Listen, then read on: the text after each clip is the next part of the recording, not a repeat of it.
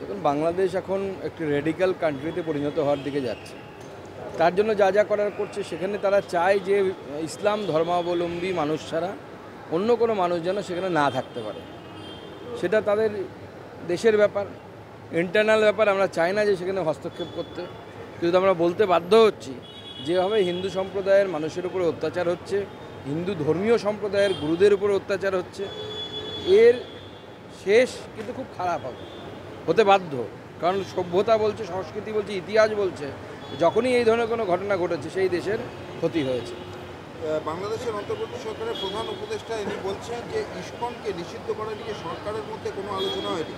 আমরা ব্যক্তির অপরাধের সঙ্গে সংস্থার অপরাধ ঘুরিয়ে ফেলছি। এখন বাংলাদেশ ইসকনকে নিষিদ্ধ করবে কি করবে না সেটা তাদের ব্যাপার, এবং আমার মনে হয় গোটা বিশ্বে ইসকনের যে অসংখ্য ভক্ত, অনুরাগী, এবং তার সাথে সাথে গোটা বিশ্বে তারা যে ধরনের সেবা কাজ করে, তারপরে যদি ইসকনকে নিষিদ্ধ করা হয় তাহলে যে আন্তর্জাতিক চাপের সম্মুখীন হতে হবে, বা এই ঘটনাটা বলার সাথে সাথে যে সম্মুখীন হয়েছে তারা, তার জন্যই হয়তো ভোল পাল্টেছে মোহাম্মদ ইউনিস। প্রধান উপদেষ্টা আরও বলছেন যে চিন্ময় কৃষ্ণ দাস প্রসঙ্গে যে তার বিরুদ্ধে একটি নির্দিষ্ট অভিযোগে গ্রেপ্তার করা হয়েছে। তিনি অভিযুক্ত হতেও পারেন, আবার নাও হতে পারেন, বিষয়টা আদালত দেখছে। দেখুন, আমার মনে হয় একজন বিশিষ্ট মানুষকে, যিনি হিন্দুদের অত্যাচারের বিরুদ্ধে আওয়াজ তুলছিলেন, যেভাবে হিন্দুদের বাড়িঘর পুড়িয়ে দেওয়া, মেয়েদের সাথে অভব্য আচরণ, শ্লীলতাহানি, একের পর এক ঘটনা ঘটছে। কারণ আমরাও প্রচুর ফোন পাই এবং প্রচুর ভিসা রিকোয়েস্ট পাচ্ছি যে দাদা ভিসা করে দিন, আর বাংলাদেশে থাকবো না, ভারতে এসে থাকবো, এবং তারা সবাই হিন্দু। এই যে রিকোয়েস্টগুলো পাচ্ছি, এমনি তো পাচ্ছি না, তার বিরুদ্ধে যিনি আওয়াজ তুলেছে সে তো কোনো সাধারণ মানুষ নয়। আপনি একজন সাধারণ মানুষকেও কোনো বিনা অপরাধে তাকে গ্রেপ্তার করা উচিত নয়, আর আপনি এত বিশিষ্ট একজন ব্যক্তিকে গ্রেপ্তার করে নিয়ে গেছেন, তাকে তার যারা ভক্ত বা তার যারা অনুরাগী তাদের উপর লাঠিচার্জ করেছেন, তারপরে এতদিন পরে এখন বলছেন যে তিনি দোষী হতেও পারেন, নাও হতে পারেন। এটা কি চলতে পারে? আজকে আরজিকরের দুর্নীতি মামলায় প্রথম চার্জশিট জমা দিল সিবিআই। সন্দীপ ঘোষ এবং তার যাদের থেকে জিনিসপত্র কেনা হয়েছে, সাপ্লাই নেওয়া হয়েছে, তাদের বিরুদ্ধেই চার্জশিট দেওয়া হয়েছে। কী মনে হচ্ছে, মানে সব দুর্নীতি সামনে আসবে? এবং দুর্নীতি সামনে আসবে, এবং সেই দুর্নীতি শুধুমাত্র সন্দীপ ঘোষ পর্যন্ত সীমাবদ্ধ আমার তো মনে হয় না। কোনো ডাক্তারবাবুর এত সাহস নেই যে সে তার মাথার উপরে কারো হাত না থাকলে সে এত বিপুল পরিমাণ দুর্নীতি করবে। কিন্তু আরেকটা দুর্নীতি মামলায়, মানে নিয়োগ দুর্নীতিতে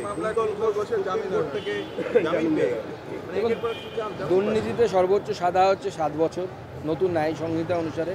তার 1/3 আপনি যদি জেলের ভেতরে থাকেন বা 1/3-এর কাছাকাছি থাকেন, সুপ্রিম কোর্টের সুপ্রিম কোর্ট এর আগেও জামিন দিয়েছে, যদি থাকেন তাহলে সে জামিন পেয়ে যায়।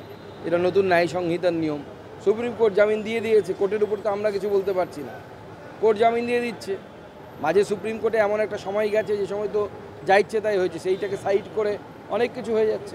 তৃণমূল তো বলছে যে আমরা প্রথম থেকেই বলছিলাম এগুলো চক্রান্ত, মিথ্যা অভিযোগ, সব জামিন পেয়ে যাচ্ছে। ওই জন্য জামিন পাওয়া মানে সে মুক্তি পায় না, মুক্তি পাওয়া নয়, বা কেস থেকে বেরিয়ে যাওয়া নয়।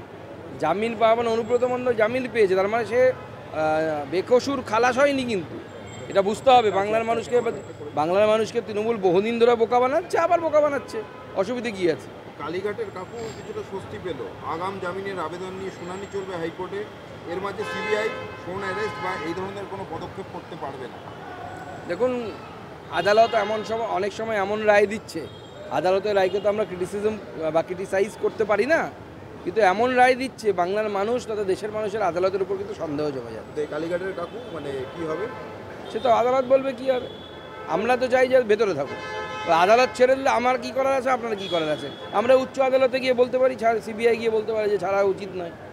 নকশালবাড়ির তৃণমূল নেতা ফ্রান্সিস এক্কার বাড়িতে পারমাণবিক রাসায়নিক উদ্ধার। পুলিশ এবং এনডিআরএফের যৌথ অভিযানে উদ্ধার ক্যালিফোর্নিয়াম নামে এই মৌলের 1 গ্রামের দাম প্রায় 17 কোটি টাকা। না, চুরিতে তো তৃণমূল কংগ্রেসের বিশ্ব রেকর্ড করে ফেললো মোটামুটি। এতদিন গরু ছাগল বালি ইট অবধি ছিল, এখন যে পারমাণবিক জিনিসও যে চুরি হতে পারে ভারতবর্ষের এর আগে কেউ কোথাও মানে ভাবতে পারেনি। মুখ্যমন্ত্রীকে ধন্যবাদ তার এগিয়ে বাংলা মডেল সফল করার জন্য, আর এক্কাকে বিশেষ করে বঙ্গরত্ন দেওয়া উচিত মুখ্যমন্ত্রীর এগিয়ে বাংলা মডেলকে সফল করার জন্য। অভিষেকের ডক্টর সামিটের আমন্ত্রণ পত্রে গোলমাল। একেবারে গোড়ার দিকে ডক্টর সামিটের আয়োজক হিসেবে তৃণমূল নেতা শান্তনু সেনের নাম, ছিল, পরবর্তী ক্ষেত্রে সেটা বাদ দেওয়া হলো। এখন লবিবাজি চলছে, পিসির লবি না ভাইপোর লবি, যে লবি জিতবে সে লবি শাসন করবে। মোগল সম্রাট তো এরা সব, আমরা দেখেছি এক সময় শাহজাহান ঔরঙ্গজেব সব মারামারি করেছে, যে জিতেছে দুই ভাইকে মেরে আর এক ভাই সিংহাসনে বসেছে। চলো। Thank you.